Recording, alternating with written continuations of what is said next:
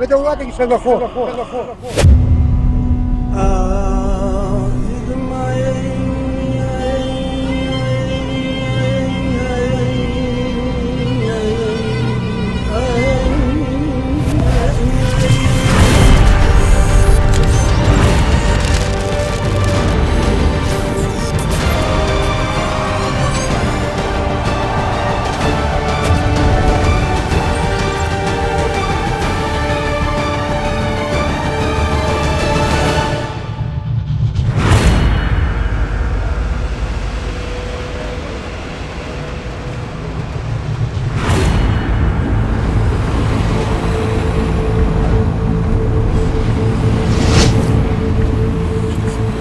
لە هەولێرەوە مەلەفی کەرکووکمان هەڵگرتووە بەردەوام لەسەر چارەنووسێ و پارێزگایە کێشە گەورەکانی کورد و عێراق تەقیونەتەوە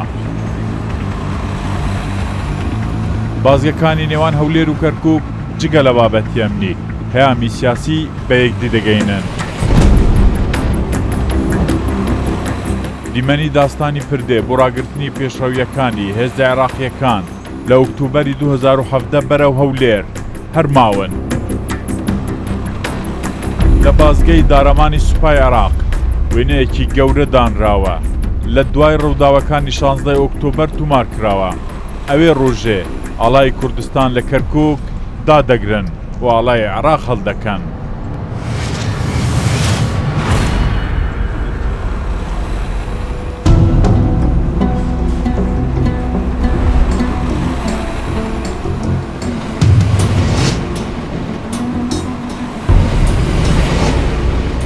هەرکە گەیشتمە کەرکووک ئەم پێشمەرگەیە منی ڕاگرت کوردەکانی ئەو شارە گوتیان پەیکەری پێشمەرگە تعریب کراوە بە زۆر ئاڵای عێراق دراوەتە دەستی وێنەی بازگەی دارەمان و ئاڵای دەستی ئەم پەیکەرەی پێشمەرگەیە پێی گوتم حالی کەرکووک چۆنە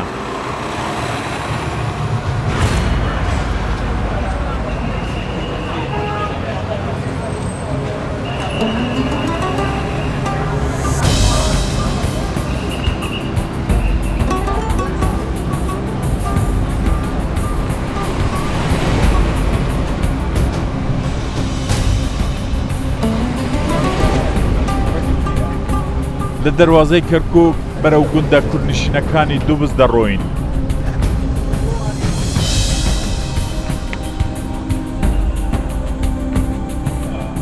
دەچینە گوندی قوتانی گەورە دەبێ بە نێو سوپای عێراقدا تێبپەڕین لەگەڵ کوێخای گوندەکە قسە دەکەین ڕێگای گەیشتن بە گوندەکە ڕوون دەکات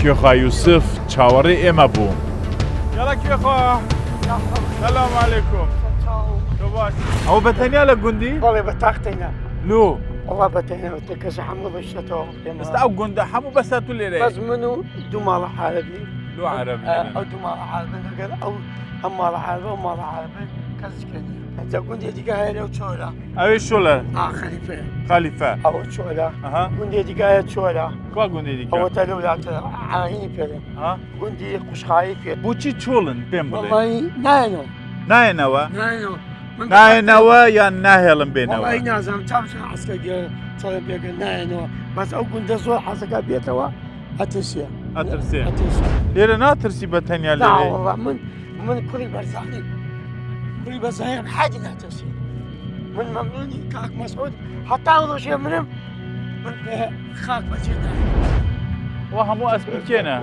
ها او اسبانا أو اسمه شو أنا كان مو قناة تلفوني كان الله انا ابوك كي هاتو تلايت وبو هاتونا تلايت لنا قندي خويتا أيوة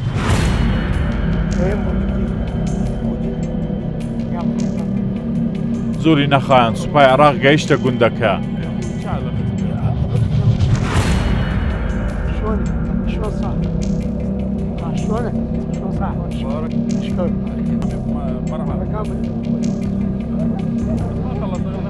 لەگەڵ ئەم سەربازانە هەرچەند هێنام و بردم گویان لە ئێمە و کوێخای گوند نەگرت خلصنا بس هو على أغنام ونرجع ئێمەیان بان کردو بانگەیش کردوەکەیان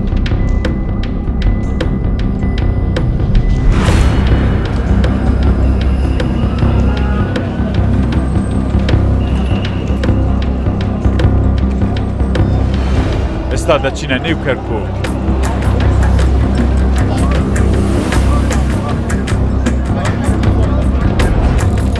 چار ڕۆژ تێدا گەڕام قسەی زۆرم لەگەڵ کورد تورکمان و عەرەب کرد پرسیارێک کە لە هەموویانم کرد ئەوە بوو دۆخی کەرکووک چۆنە؟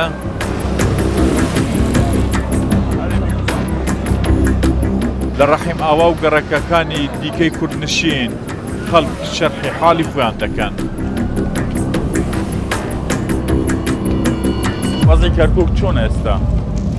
وڵی باش نییە ئێستا بەقالە وتی باشە نا باش نییە تۆ عیبی نییە؟ عیبی چییە؟ عیبی چییە؟ نا ئەخە چیکە تۆ هەموو شتێک بە موچەوە گرێ مەدە تۆ ڕاستە لێرەسە موچە هەیە و خەڵک لەوایە بەمە بەراوردی لەگەڵ هەرێمی کوردستان نا هەموو شتێ موچە نییە وەڵی مشکلەیە تۆڵە عیبی نییە ئێستا چی بکەم؟ لای تو ئەو هەیە بازار هەیە ئای چ مشکلت هەیە؟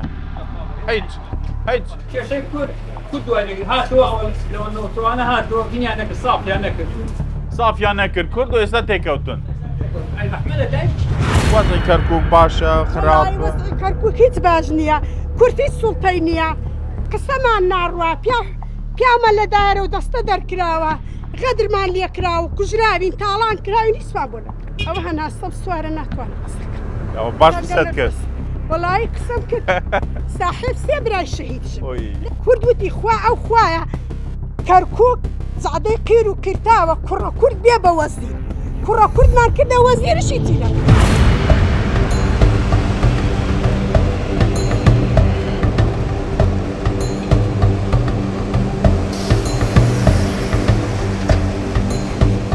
ئەوەی کامیرای ئەم بەرنامەیە لە کەرکووک بینیویەتی گەڕەکەکانی کوردنشین کە باب کوردن ڕەنگە پیس و خۆخڵترین گەڕەکی کەرکووک بن پێچەوانەی گەڕەکە عەرەب نشینەکان کە ئێستا پاکترین و پرخزمەت گوزارترینن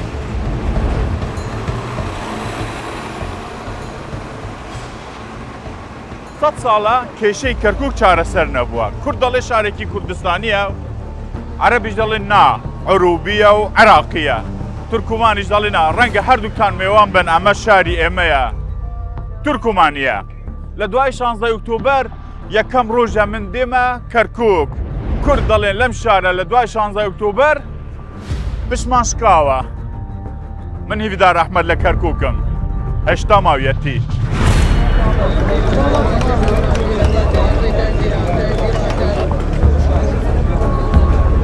سێ پرسیار لە کوردی کەرکووک دەکەم کەرکووک بڵکێنرێتەوە بە کوردستانەوە هەرێمێکی سەربەخوو بێت ئەو ها بمینێت و سەر بە بەغدا بێت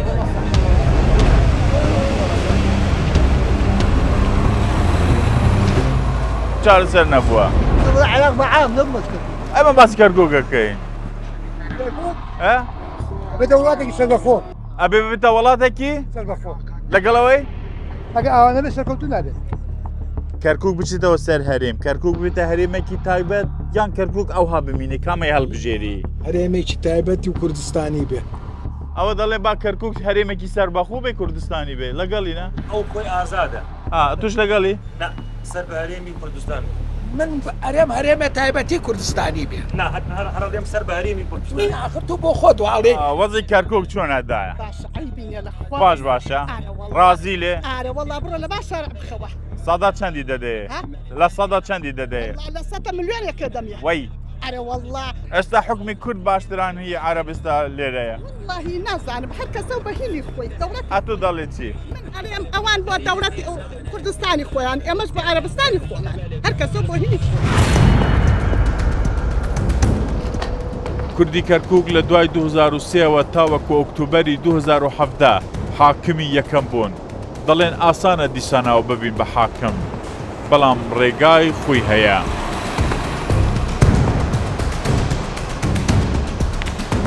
بۆی بزانین ئەو ڕێگایەت چییە دەچینە ماڵی ڕێبوارتەها یەکێکە لەوانە ڕەنگە ببێتە پارێزگاری کەرکک ئەو ئەندامی ئەنجومەنی ئەو پارێزگایەیە گفتوگوی لەگەڵ دەکەم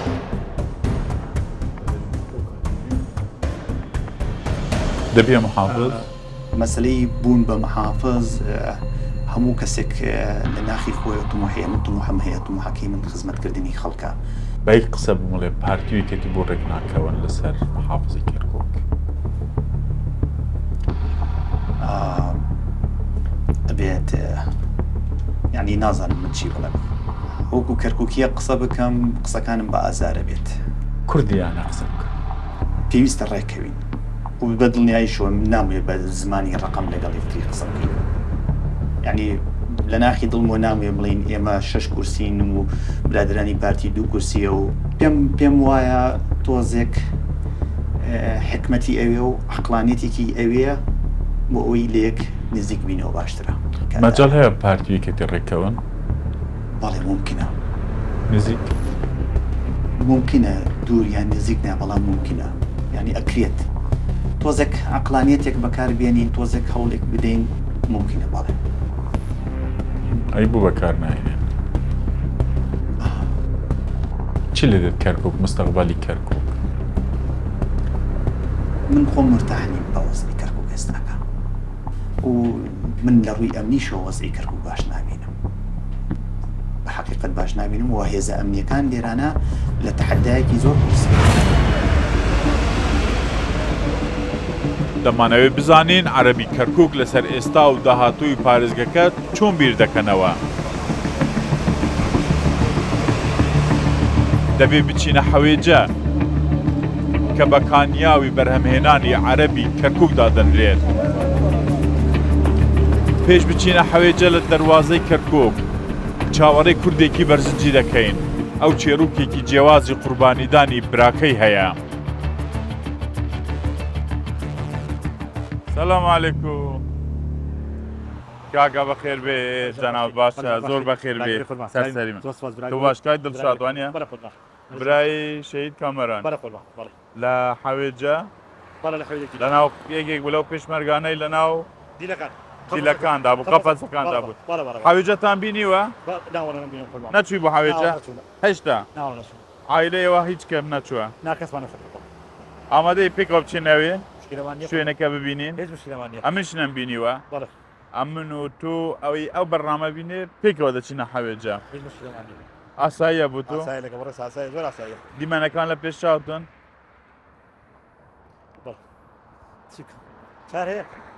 ئەم چنەوێت دەبینین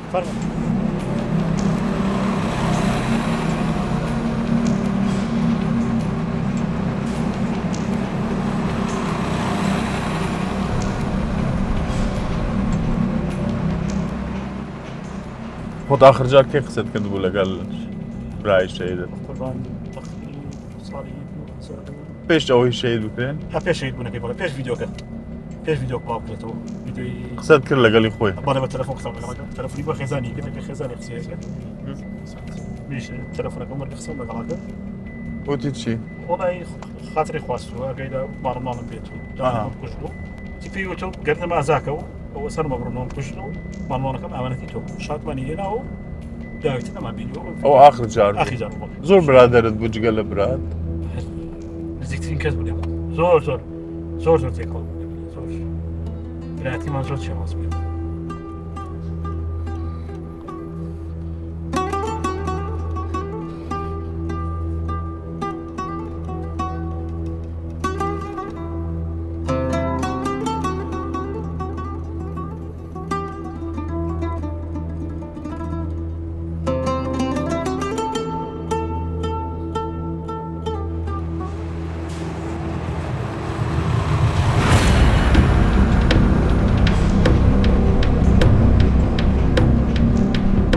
کورد بوو کەرکووک داقۆق و ناوچەکانی دیکە خوێن و قوربانی زۆری داوە تا ئاستی سەربڕینیان. نووسراوەکانی سەرڕێگاکە دەڵێن حەوێجە ئارامە، بەڵام گوندەکانی دەوروبەر هێشتا گروپی دەرەوەی یاسا تێدا چاڵاکەن. چێڕووکی برای دڵشاد ناچارمان دەکات هەر بەرەو ئەو دەڤەرە بچین.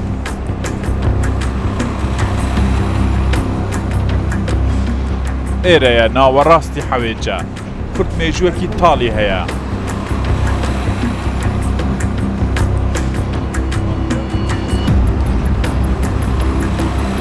دیمەنی پێشاندانی دیلەکانی پێشمەرگە لە نێو قەفەزەکاندا لەسەر دەستی داعش هێشتا لە پێش چاوی خەڵک کاڵ نەبووتەوە. خەڵکی حەوێجە کە ئەو ڕۆژە لەوێ بوون قسە دەکەن.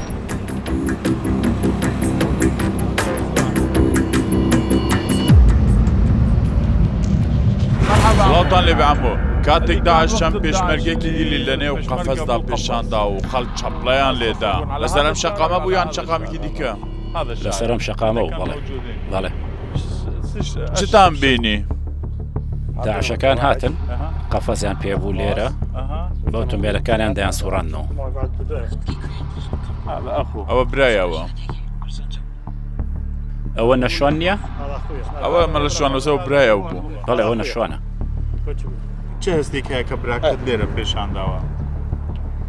لێرێسێکە وەزعابینی ڕاست چۆنەڵی هەمووی یێتەوە بەرچاو وەکو ڤیدۆیەک هێتەوە بەرچاوە تەر هەمووی. کاتێکم داڵەکە لەدایک بوو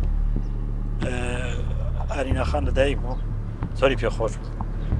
خێری کرد هاتەوە ماڵەوە شتی خێر کرد بەخێر.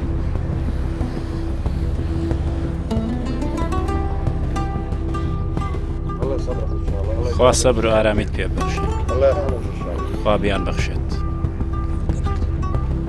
الحمدلله على كل حال. سپاس بۆ خوا هەر چۆنێک بێت. قول حسبي الله ونعم الوكيل. بڵێ حەسبی الله ونعم الوكيل. اللي كان السبب. ئەوەی کە سەبەبکار بووە. کوڕی مامی منیان سەربڕی. کوڕی مامە. لەبەر چی؟ ئێوە لەگەڵ داعش نەبوون؟ ئێمە لەگەڵ داعش بووین. بەڵێ ئێوە خەڵکی حەوێجە داعش نەبوون؟ کاکە ناوی خوا بێنە برا.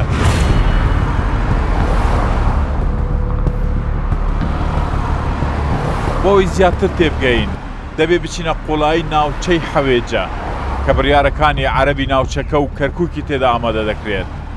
ئێرە دیوەخانی سەرروکی هۆزی جببۆرە لە هەموو عێراق.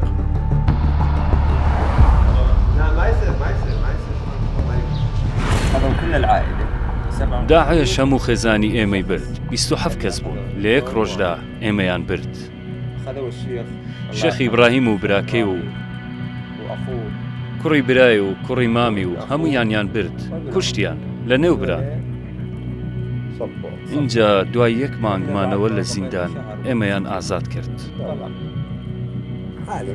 ئێستا ئەم ناوچەیە لە 100% ئارام و سەقامگیرە.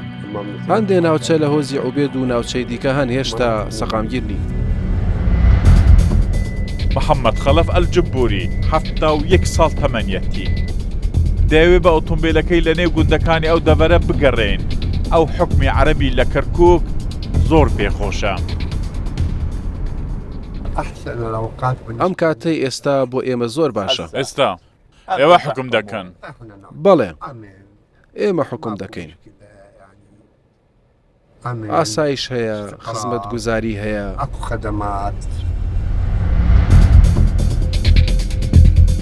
دەمانباتە ماڵەکەی کە هەموو ساڵێ 3 منداڵ تێدا زیاد دەکەن.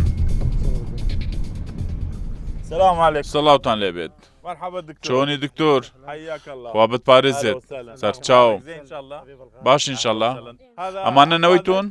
بەڵێ نەوەی منن. ئەمەش کوڕی تووە؟ چەند کوڕۆنەوەت هەیە؟ 6 کوڕ و 30 هەیە. 6 کوڕ 30 هەموو خێزانی تو چەند کەسن؟ بەخوا مەبەستەوەی لەگەڵ هەموو کوڕەکانم 49 کەسن. تۆش نەتزانی 49 کەسن؟ ناوەڵا نەمدەزانی. بۆ نەبوونە تاق 50 کەس. لە ڕێگادان چەند لە ڕێگادان نازانم هێشتا کوڕێکی ژنی نێنەوە چەند لە ڕێگادان لەدایک بن سێ ئەوە دەبنە 52 کەس ساڵی داهاتوو هەموو ساڵی سێ کەسیا دەبن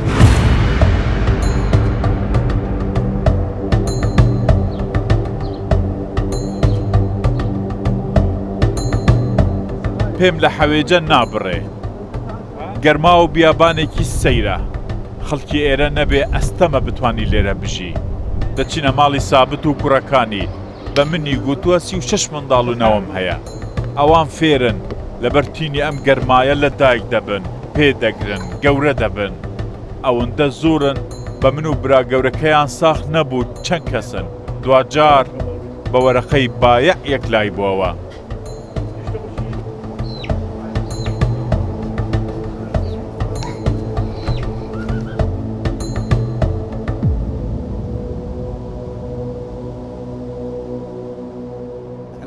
سیوسێ بۆ 34 کەسی ئێوە چەندن؟ 34 کەسی هەموو 34 کەس لەگەڵ دایک و باوکت؟ هەموویان هەژمار بکەن 34 باوکت گوتی 36 کەسی دوو کەستان لەبیر کردو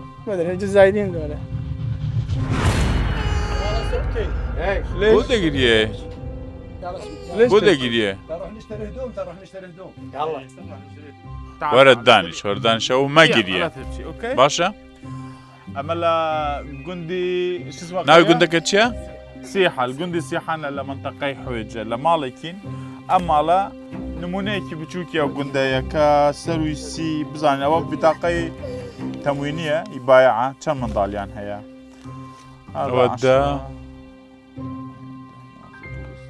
ئەوە 15 کەس 15 هذا 10 ئەوەش بدە 25 25 وهذا 25 و ئەوەش 13 25 و 35 ئەوە بوو 38 هذا ئەوە دویە 38 ئەوە چل تو نەتێناوانە هەمە ئێوە چەندن؟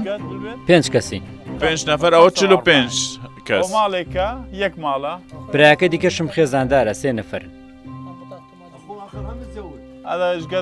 گوتمان 45 و سێ ئەوە 48 تەلەفۆن و بیان کرد وتی 36م هەیە باوکت گوتی ئەمە 36 کەسین بەڵام ئەوە 48 کەسن حتا باوکی توش نەیزانیوە چەند کەسن جگە لە من نیەتت هەیە وەکو باوکت بکە دوو سێژن نانە ژن نایەنم بژێوی سەختە ئەویان دەیەوێ بیهێنێت ژنی دەهێنێت دووەم و سێم دووەم و سێم ئێوە عەرەب حەز دەکەن زۆر ژن بێنن و زۆر منداڵتان هەبێت ئێستا هەندێک سەختە دەنا دەمکردە 4 وڵا دەمکردە 5 و یاسان پێشێل دەکرد هلا وي يلا يلا كل عيونك يا حلوة